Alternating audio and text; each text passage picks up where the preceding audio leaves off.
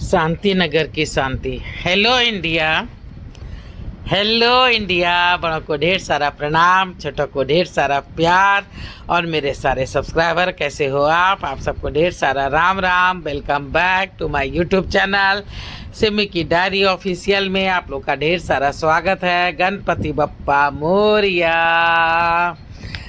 आइए दोस्तों, चलिए आज मैं एक अजीबो गरीब कहानी आप लोगों को सुनाती हूँ और इस कहानी का नाम मैंने रखा है शांति नगर की शांति।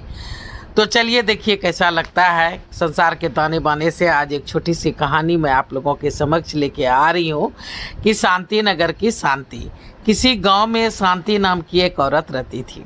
नाम पे मत जाइए, नाम देख के ही तो उनके बापू ने उसकी शादी शांति नगर में करवा दी थी। अरे वो तो छोड़िए, बचपन में भी शांति का नाम शांति नहीं था, उसका नाम लच्छो था।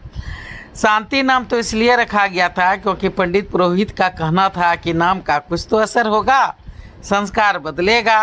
पर नहीं, बेटियां लच्छो जैसे जैसे बढ़ती गई, घर में कलह कलेश भी बढ़ते गए। माँ बाप सब परेशान। 4 भाइयों में इकलौती छोटी, पर सबकी दादी सबकी नानी सबों को धमकाते रहती, अपने मनमानी करते रहती।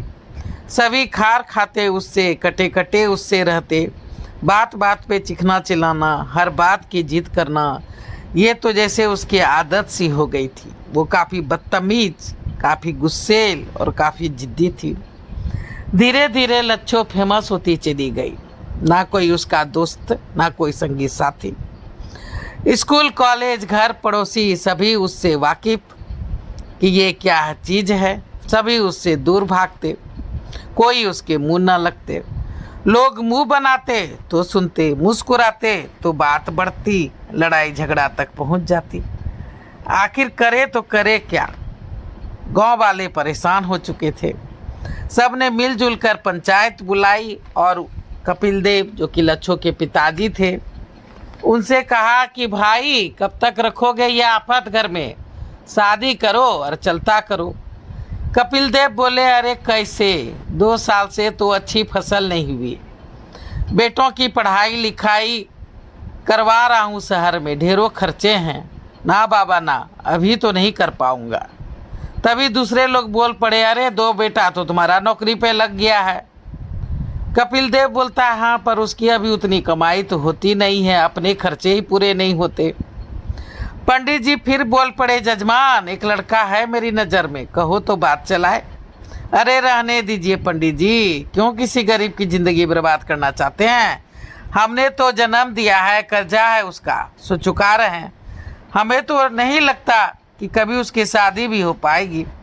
अरे गुस्सा तो नाक पर बैठा रहता है, घर में एक भी काम काज नहीं करती, ना जानती है ना कभी सीखना चाहती है। अगर कभी फुसला के करवाना भी चाहे तो सब सत्यानाश ही कर देती है। 4 वक्त का भोजन, अच्छे कपड़े, सिगार पटार, हर कुछ चाहिए, भले घर में 2 रुपये भी ना हो।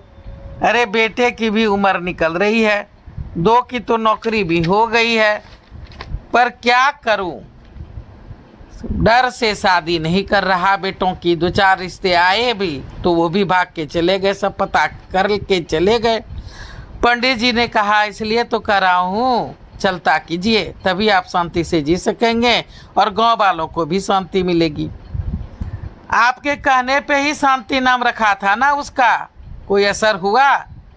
स्कूल कॉलेज में लड़ाई झगड़ा, परेशान हो गया हूँ शिकायतें सुन सुन कर। आज इसका सर फोड़ दिया, कल उसका टांग तोड़ दिया, समझा समझा के थक चुका हूँ। मार पीट के भी देख लिया, क्या क्या नहीं किया। भूखा प्यासा रखा, रिश्तेदारों के घर छोड़ा तो रिश्तेदारी छूट गई, पर वो नहीं सुधरी। मैं तो भैया ना घर का रहा ना घाट का, ना कोई भाई भतीजे से बनती है, ना ससुराल वाले ही आते जाते हैं। एक इस लड़की के कारण कहीं का नहीं रहा मैं। कपिल देव फुट फुट के रोने लगा। अब बस कीजिए आप लोग। तभी सरपंच जी ने कहा, अगर आपको और हमें शांति से जीना है तो इस शांति को शांति के साथ शांति नगर में बहार रचा दीजिए इसका। अगर कोई तहकीकात करने आएगा भी तो गांव का बच्चा बूढ़ा जवान नर नारी हर कोई बस उसका गुणगान ही करेगा। ध्यान रखना कोई भी गलती से भी एक बात उसके विरुद्ध ना कर सके। सारे खर्चे हम गांव वाले मिलकर उठाएंगे। क्यों गांव वाले? हाँ हाँ सरपंच साहब बिल्कुल। कपिल देव बोल पड़ा, क्यों झमेले में पड़ते हैं आप लोग? अरे बाप हूँ, जहर दे के तो नहीं मार सकता उसे, पर किसी नौजवान की जिंदगी बर्बाद कर दूं मेरा मन नहीं मानता। तभी पुजारी जी बोल पड़ा, बड़ा सीधा साधा लड़का है बैकुंठ, बैंक में काम करता है, घर में 2 भाई है और है, दोनों की अलग अलग गृहस्थी है, बस माँ उसके साथ रहती है, बहनें ससुराल में है। अरे झगड़ा होगा भी तो किससे? दोनों माँ बेटा काफ़ी शांत हैं। आप बेकार का इतना डर रहे हैं। जगह बदलेगा, शादी होगी, जिम्मेदारी का एहसास होगा तो सुधर जाएगी। बीए पास कर चुकी है, पूरे 22 की हो गई है, देखने सुनने में तो बहुत ही सुंदर है, शादी कर दीजिए। कपिल देव बाबू चाहते तो नहीं थे अपनी बला किसी और के सर लादना, पर क्या करते, मजबूर थे। बेटा की भी शादी रुकी पड़ी थी, सो मरता क्या न करता। शांति नगर दशरथपुर से थोड़ा दूर था, फिर तहकीकात करके क्या फायदा। सोचा शायद ठीक ही होगा। 2-4 लोगों से पूछा तो बस बड़ाई ही बड़ाई सुनने को मिली। शांति को पसंद कर लिया गया और शांति को जो है सो शादी उसकी ठीक हो गई। शांति को लोग पूरे 1 महीने शांति के साथ झेला। उसने जो जो चाहा सब मिला। शांति फूल के कुप्पा, वाह सभी मुझसे इतना प्यार करते हैं। गांव वाले ने पूरी मदद की, जिससे जो बना वो दिया ला करके। शादी ब्याह अच्छे से निपट गई। ढेर सारा दान दहेज पैसा गुड़िया, सबों के लिए ढेरों तोहफे। ससुराल वाले भी खुश। शांति आराम से शांति नगर में रह रही थी।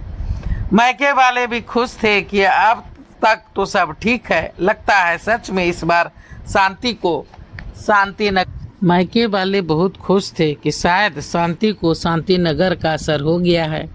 गांव वाले उस झगड़ालू को भूलने लगे थे, अपनी अपनी जिंदगी में मशगूल हो गए थे। शांति पर्व त्यौहार में आती, सभी उसे हाथों हाथ रखते और शांति को शांति के साथ विदा कर देते। समय पंख लगाकर उड़ता जा रहा था। देखते देखते 5 साल बीत गए थे। चारों भाइयों की शादी हो गई थी और सभी अपने अपने परिवार के साथ अपने कामकाज में व्यस्त हो गए थे और बाहर शहर में रह रहे थे। शांति भी इस 5 साल में 2 बेटों की माँ बन चुकी थी। भाई यदा कदा उससे मिलने जाते रहते, ढेरों उपहार देते ताकि वो खुश रहे और उसका गुस्सा कभी उभरे नहीं। पर कब तक ये दौर चलता। धीरे धीरे सबों की जिम्मेदारी बढ़ने लगी। लोग उससे विमुख होने लगे। अब भाइयों का आना तो दूर, उसका फोन भी नहीं उठाते थे। शांति गुस्सा से आग बबूला हो।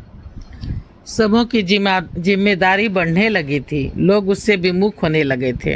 अब भाइयों का आना तो दूर, उसका फोन भी नहीं उठाते थे। शांति गुस्सा में आग बबूला हो उठती थी। रात बेरात न समय देखती थी न पहर।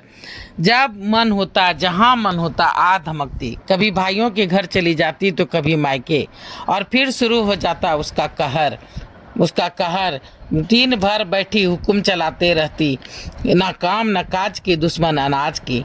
दोनों पति पत्नी को आपस में लड़ाते रहती। उसके बाल बच्चों पे हाथ उठा देती।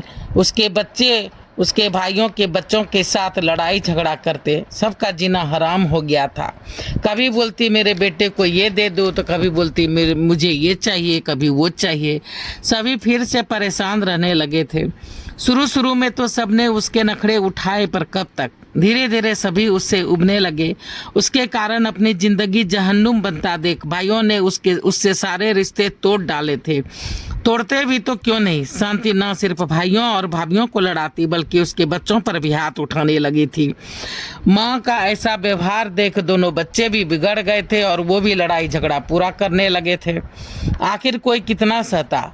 कपिल देव ने अपनी शादीशुदा बेटी को भरपूर मारा, फिर खुद फुट कर रोने लगे। शांति ने अपनी कभी भी जिंदगी में ये नहीं सोचा था कि इस उम्र में उसका बाप उस पर हाथ उठाएगा। पूरा गांव वाले जमा हो गए थे। शांति ने चिक कर घर सर पर उठा रखा था। सबसे लड़ाई झगड़ा कर रही थी। उसके दोनों बेटे डर से सहमे हुए थे। माँ ने उसका सामान घर से बाहर फेंक दिया था। उसे घर से ढकेल करके बाहर कर दिया था। कहा था मेरे मरने के बाद भी मत आना। तेरा मेरा अब कोई रिश्ता नहीं। शांति बहुत देर तक दरवाज़ा पीटती रही, चिखती रही, चिल्लाती रही, पर दरवाज़ा नहीं खुला। गांव वाले भी अपने अपने घर चले गए थे। शांति तब बस पकड़कर अपने ससुराल शांति नगर वापस आ गई थी। तो चलिए दोस्तों, शांति नगर की शांति का पहला भाग मैं यहाँ तक आप लोगों के समक्ष रखती हूँ।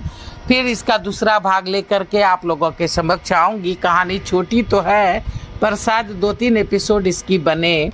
तो पहली बार चैनल पे आए हैं तो प्लीज़ सपोर्ट कीजिए, और सपोर्ट करने के लिए सबसे पहले सब्सक्राइब कीजिए, लाइक कीजिए, कमेंट्स कीजिए, शेयर कीजिए, ऑल का बटन दबाइए, बेल बटन दबाइए, ताकि जब जब मैं वीडियो डालूंगी तो आप लोग को नोटिफिकेशन मिलेंगे। अब मैं अपनी वाणी को यहीं पे विराम देना चाहती हूँ। जय भोलेनाथ, हर हर महादेव। और आप लोग का ढेर सारा थैंक्स मेरा वीडियो को देखने के लिए। Very very thanks. Thank you very much.